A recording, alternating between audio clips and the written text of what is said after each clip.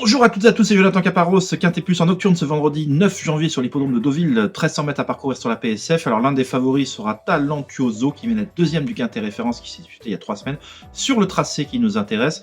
Longtemps vu derrière les chevaux de tête, le cheval a trouvé l'ouverture facilement pour sortir du tournant final et a bien conclu à la deuxième place. C'est un cheval qui se monte nature, c'est-à-dire aux avant-postes, donc avant le coup, rien ne s'oppose à une confirmation, si ce n'est que ça peut être un cheval maniéré qui peut parfois en faire un peu à sa tête, parfois pas décidé, mais là actuellement bien luné, donc on espère qu'il puisse confirmer ses bonnes dispositions actuelles.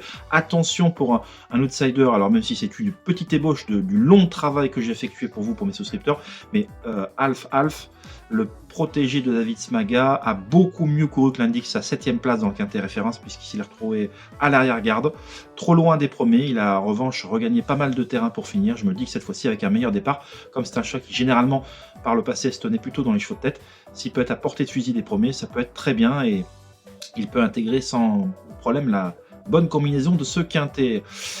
Terminons avec votre cheval du jour qui sera Rançon Royal dans la 4e course du programme. C'est la deuxième épreuve du handicap divisé, le 401. Et Rançon Royal sera équipé cette fois-ci d'une paire d'œillères australiennes qu'il n'avait pas lors de ses sorties précédentes. Je pense que son entourage a jugé que il était un peu, il se livrait pas à fond la dernière fois. Alors il a quand même fini plaisamment à la 4e place, mais pas aussi fort qu'on pouvait le penser. Alors je pense que la paire d'œillères australienne va lui faire le plus grand bien. C'est le top weight de la deuxième épreuve, donc c'est le cheval de classe de cette course.